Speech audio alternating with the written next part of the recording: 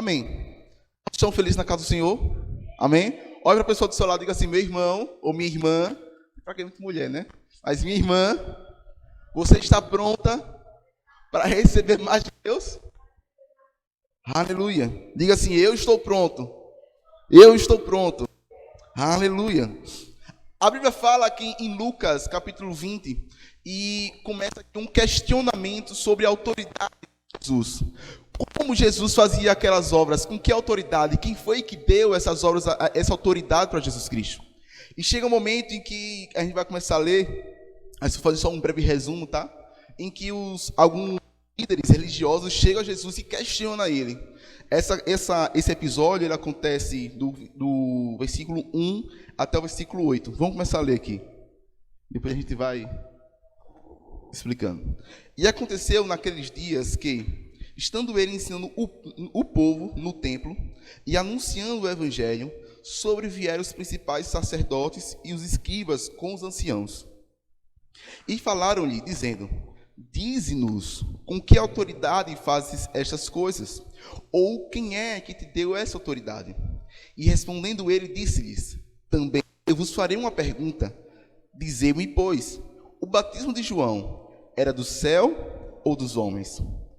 E eles arrazoavam, ou pensavam entre si, ou falavam entre si, dizendo, se dissermos do céu, ele nos dirá, então por que não crestes? E se dissermos dos homens, todo o povo nos apedrejará, pois tem por certo que João era profeta. E responderam que não sabiam de onde era. E Jesus lhes disse, tampouco vos direi com que autoridade faço isso.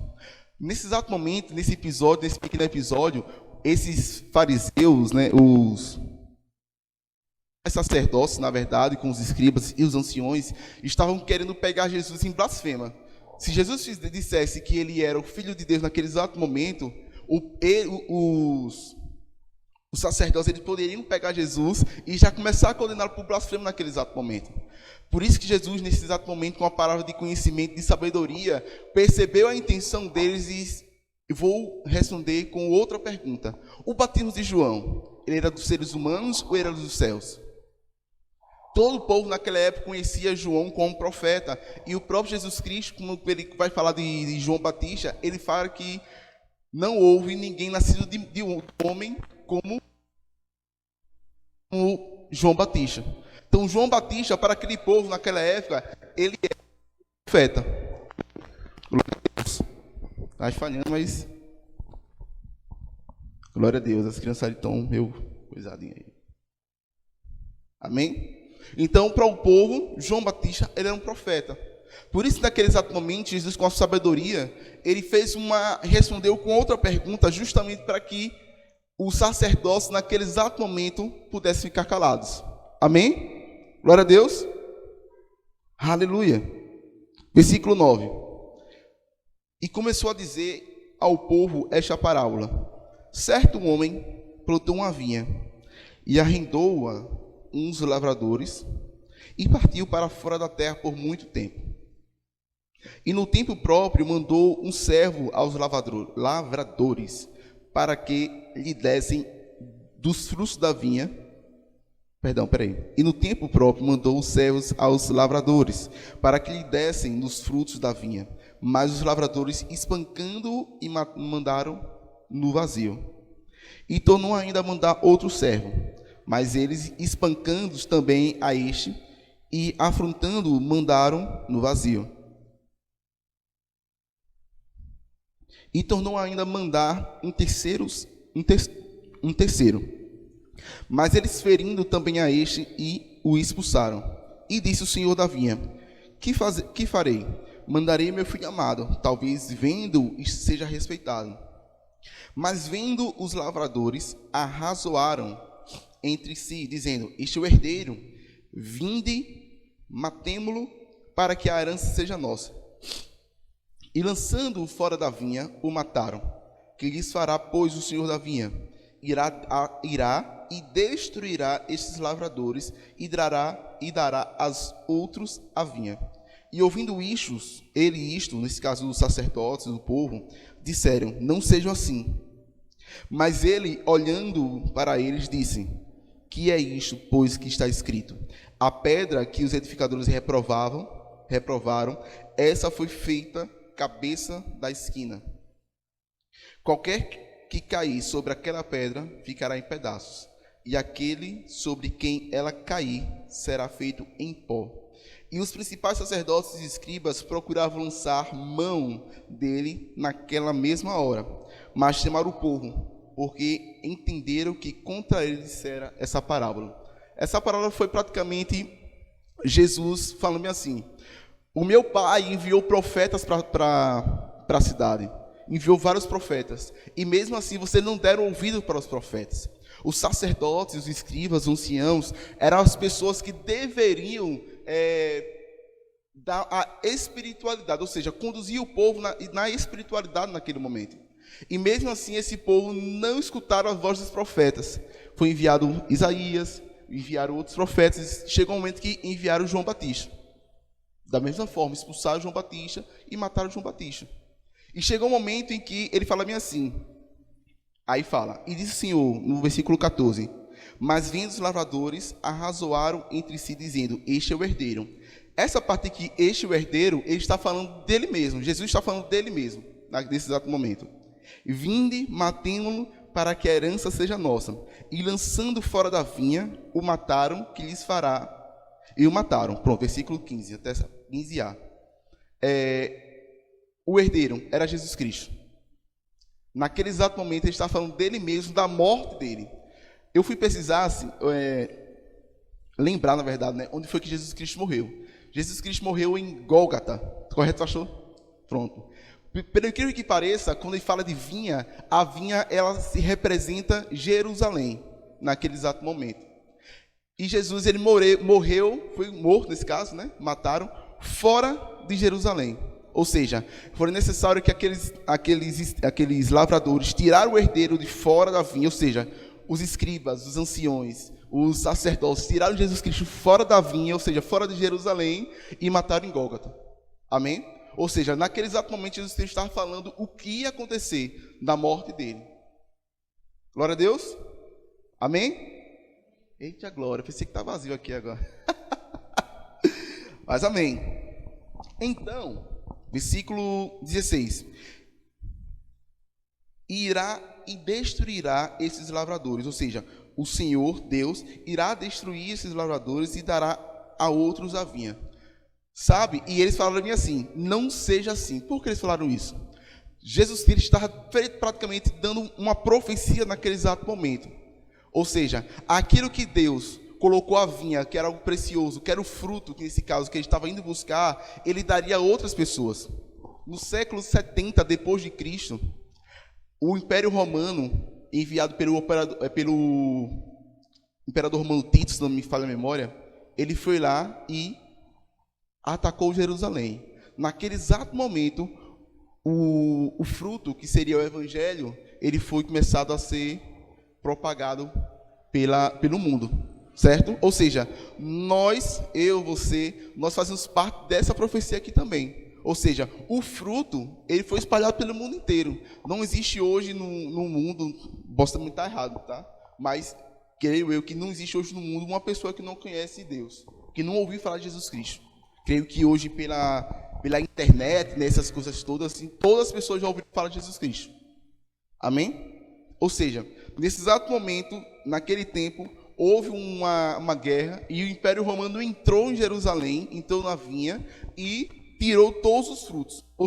Ele deu os frutos para outras pessoas, deu a vinha para outras pessoas, para outros países. Amém? Aleluia. E nesse caso, o que seria a pedra angular? A pedra angular, a gente estava falando a pedra angular, na verdade, na construção, posso estar errado, pastor, me corrija se eu estiver errado, mas é como se fosse uma base, correto? Pronto. A pedra angular é uma base, certo? Serve para uma construção ser edificada. Sem a pedra angular, a casa não fica muito boa. Não fica alinhada, correto? Sem a pedra angular, a pedra não fica alinhada. E justamente Jesus aqui está falando da ressurreição dele. Ele seria a base do Evangelho. Ele seria aquilo que qualquer pessoa que fosse tentar contra ele acabaria naquele exato momento. Amém? Glória a Deus. Aleluia. Glória a Deus. Versículo 20. E observando, mandaram espias que fingissem justos para o apanharem em alguma palavra e o entregarem à jurisdição e o poder do presidente. Como eu falei, em todo momento nesse episódio, eles estão tentando fazer com que Jesus blasfemasse. Amém? E perguntaram dizendo: Mestre, nós sabemos que falas e ensina bem e retamente e que não consideras a aparência da pessoa, mas ensina com verdade o caminho de Deus. É-nos lícito dar tributos a César ou não? E entendendo ele a astúcia, disse-lhes: Por que me tentais? Mostrais uma moeda.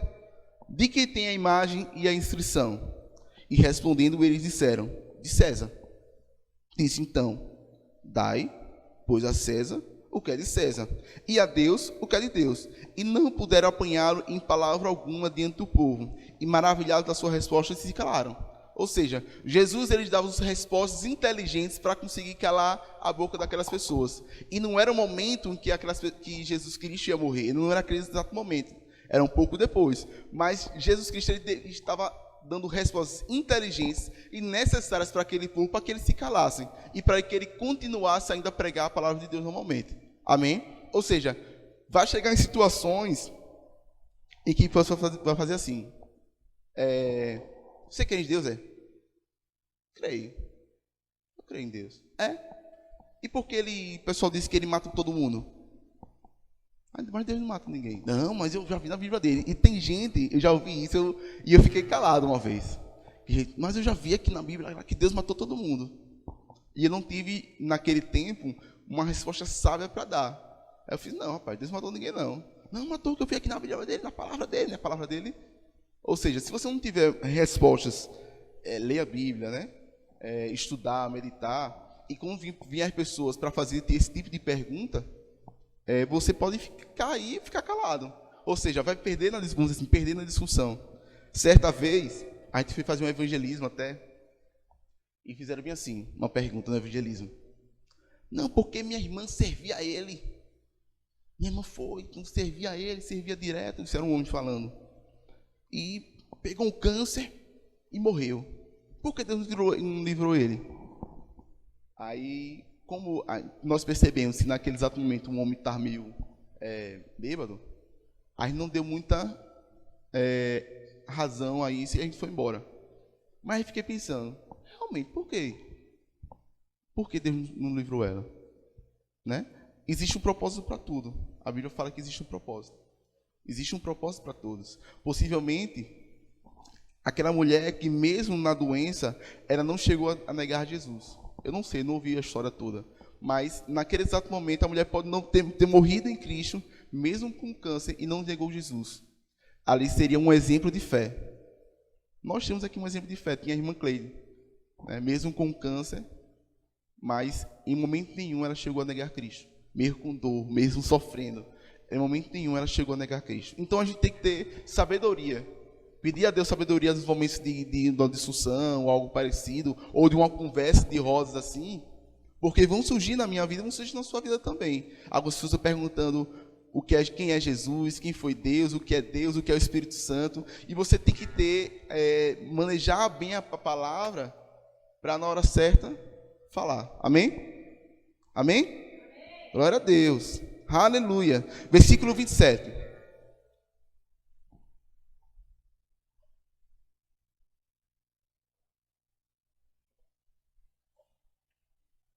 E chegando-se alguns dos saduceus, que dizem não haver ressurreição, perguntaram-lhe, dizendo: Mestre, Moisés nos deixou escrito que, se o irmão de algum falecer, tendo mulher, e não deixar filhos, o irmão dele tome a mulher e suscite posteridade a seu irmão.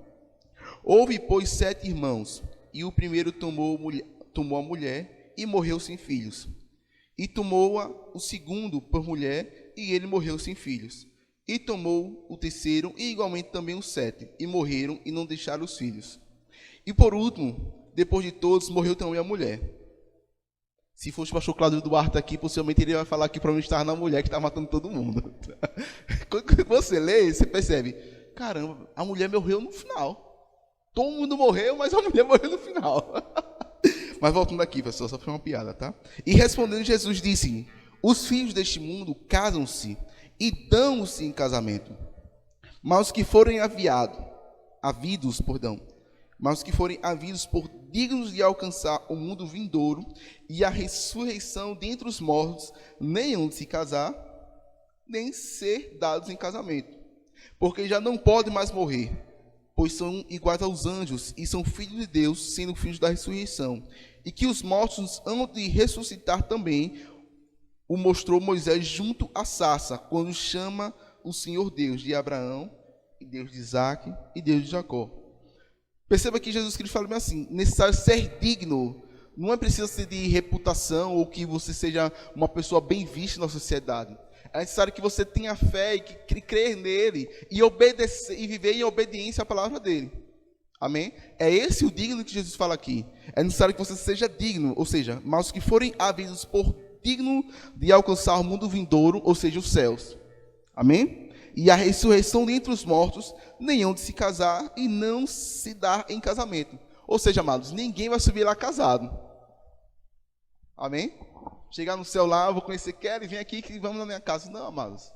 Não vai ter o casamento. Amém? Todos vão subir lá para adorar ao Senhor. Ah, sou casado, eu tenho um filho. Amém, amados. Glória a Deus. Você só está fazendo aquilo que Deus pediu para você fazer. Permitiu você fazer, casar, ter filhos, amém? Mas não terá o casamento lá, amém?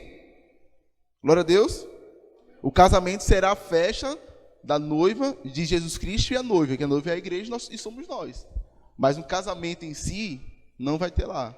A gente vai lá, casa aqui, gasta dinheiro pra caramba no casamento, os homens aí, amém, glória a Deus, né? E coloca uma aliança no dedo, a mulher promete que vai viver com ela até a morte, né?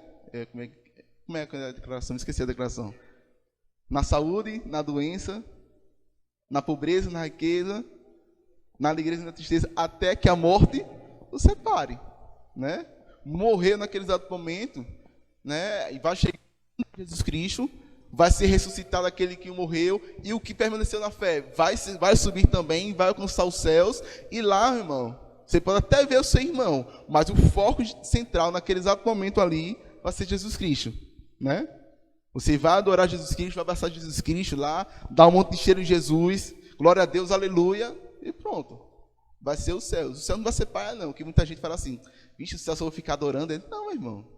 Sei, na verdade, não tenho, nem eu sei como é que vai ser. Mas, irmão, tenho certeza que é algo surreal. Hoje pela manhã, me acordei mais cedo. Aí eu deitei no sofá e tive um sonho. Um sonho bem interessante. Praticamente meio besta, mas bem interessante. A gente estava na igreja e tinha uma Hilux lá fora. Uma Hilux branca, bonita, bonita, bonita. Glória a Deus. E tinha um momento em que dentro da igreja existia uma glória muito grande, uma glória muito forte na igreja.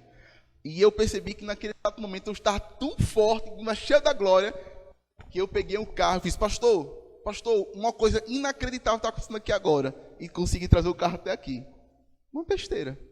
Eu disse, eita pega, eu estava tão forte naquele exato momento. Estava na unção ali. Mas uma besteira, mas é justamente o que a gente vai ver lá. O poder de Deus. Subir no céu, irmão, você vai ver o poder de Deus, a glória dele. De fato, você vai ver como ele é. Amém? Glória a Deus. Aleluia. Versículo 38. Ora, Deus não é Deus dos mortos, mas de vivos, para que eles vivem todos. E respondendo alguns escribas, disseram, mestre, disseste bem, e não ousavam perguntar-lhe mais coisa alguma. Ou seja, perceba que mais uma vez Jesus Cristo deu uma resposta inteligente naquilo que pediram. Ou seja, se calaram.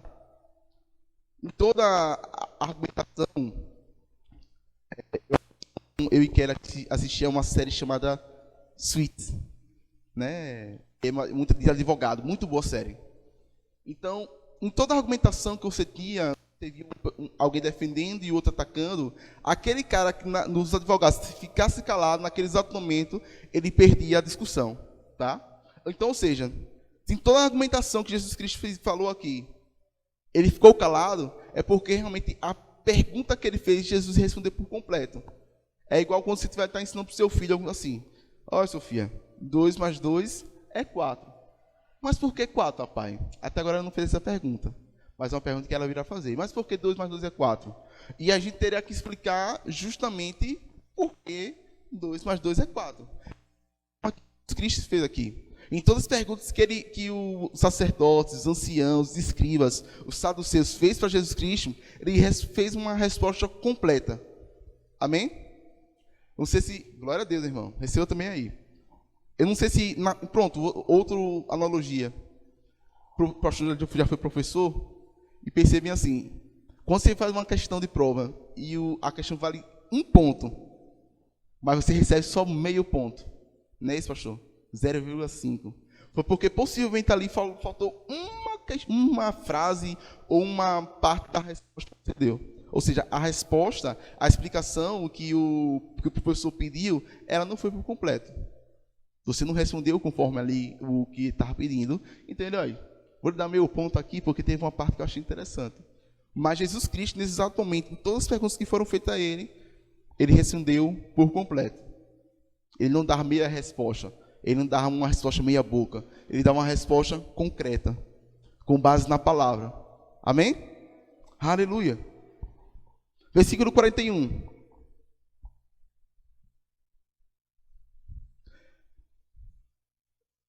Na minha Bíblia fala bem assim: de quem Cristo é filho.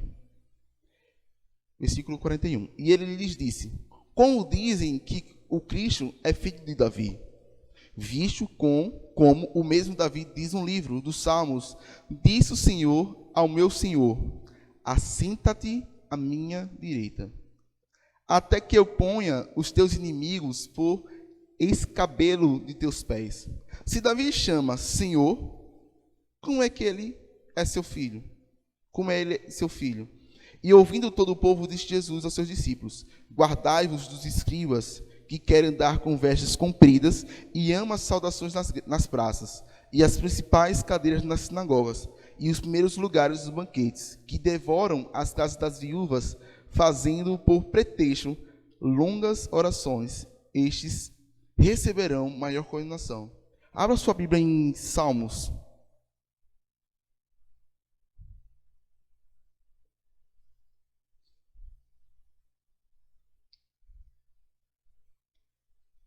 Salmos, capítulo 110.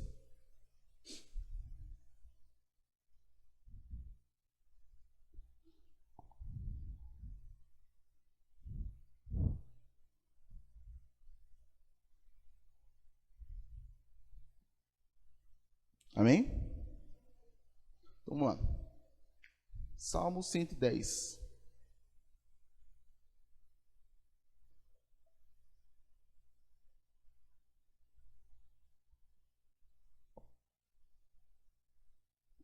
Na minha Bíblia fala bem assim: o reino do Messias. Versículo 1. Disse o Senhor ao meu Senhor: assenta-te à minha direita, até que ponha os teus inimigos por escabedelo dos teus pés. O Senhor enviará o cetro da tua fortaleza desde Sião, dizendo: domina do meio dos teus inimigos. O teu povo será muito voluntário no dia do teu poder, nos ornamentos de santidade, desde a madre da alva, tu tens o orvalho da tua mocidade. Jurou o Senhor e não se arrependerá. Tu és um sacerdote eterno, segundo a ordem de Melquisedeque. O Senhor, à tua direita, ferirá os reis no dia de sua ira. Julgará entre os gentios, tudo encherá de corpos mortos, ferirá as cabeças de muitos países. Beberá o do ribeiro no caminho, pois isso exaltará a Achei interessante porque aqui o salmista Davi estava falando do reino do Messias. E Jesus falou: como pode Cristo ser filho de Davi? De fato, tem uma genealogia que vem explicando, ou seja, faz parte da genealogia de Davi, realmente, mas Jesus estava falando naquele exato momento de um reino espiritual. O reino de Davi, ele era muito grande. Amém? Existia um reino davívico, como alguns falam. Ou seja, era um reino grande. Mas o reino do Messias, ou seja, o reinado de Cristo, era superior de Davi. Amém? Porque era um reinado espiritual. Percebe que em toda a trajetória de Jesus Cristo não criou nenhum palácio, não criou nenhuma fortaleza, mas o palácio e a morada deles é nos céus. Ou seja, naquele exato momento Jesus Cristo estava falando, o meu reinado, o reinado do Messias, o reinado de Cristo é maior que o reinado de Davi. Amém? De fato, a gente fala aqui, filho de... Mas é por causa da genealogia de Cristo. Eu vou fazer agora uma pergunta para vocês. Acho que o pastor pode responder também. Pode também, claro. Jesus Cristo, ele fazia parte de qual tribo judaica? Amém? Pode responder. Pode procurar na internet aí. Jesus Cristo fazia parte de qual tribo naquele tempo? Amém? Jesus Cristo, ele foi colocado como um sacerdote, certo? Mas de acordo com a tribo dele, ele não podia ser o sacerdote. Mas ele vindo e cumprindo tudo aquilo que foi proferido da profecia referente ao Messias, Jesus Cristo ele cumpriu. Como ele cumpriu perfeitamente, sem vacilar, automaticamente ele conseguiu o lugar de sacerdote eterno. Amém? Mas Jesus Cristo, ele era de qual tribo, pastor? Glória a Deus. Jesus Cristo era da tribo de Judá. Qual era a tribo de sacerdotes? Pronto. Ou seja, como Jesus Cristo ele fazia parte da tribo de Judá, pelas ordens, pelos mandamentos, ele não poderia ser o sacerdote daquela forma, naquele momento. Mas seguindo e cumprindo tudo aquilo que foi dito para ele, através dos profetas, né? Automaticamente ele se tornou o sacerdote, o sumo sacerdote. A Bíblia fala aqui no versículo 4, jurou o Senhor e não se arrependerá, tu és um sacerdote eterno. Amém? Então, naquele exato momento que Jesus Cristo morreu, ele foi para os céus e ele virou o sumo sacerdote. Como a gente fala na Bíblia, como a gente fala em algumas canções, e também tem na Bíblia, não é mais feito necessário que um sacerdote, como era naquele tempo, entrasse no templo para fazer um sacrifício. Amém? Ou seja, Jesus Cristo, por um sacrifício só, ele fez todo esse papel. Amém? A cara de vocês é hilada, vem assim a cara de vocês, né? Olhando para a gente. Mas só para quando perguntarem assim, alguma pessoa tiver perguntado, Jesus Cristo, fazia parte de qual tribo? Essa pergunta eu sei, de Judá. Amém? A gente tem que estar, né, bem esperto nessas informações. Até qual essa informação beija? Não é.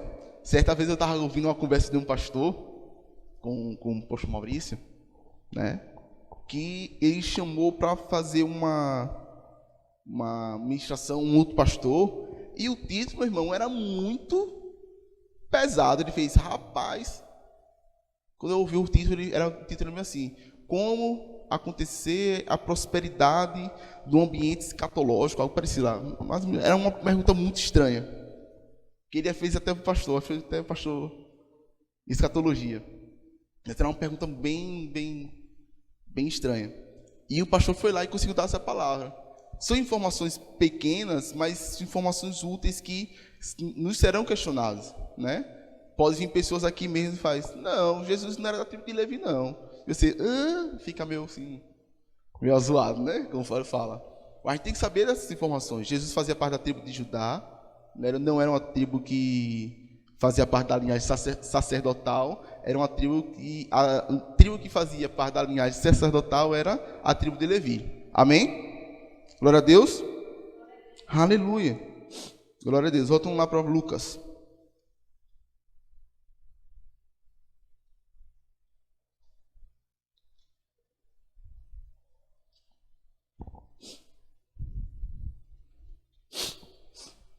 Aleluia.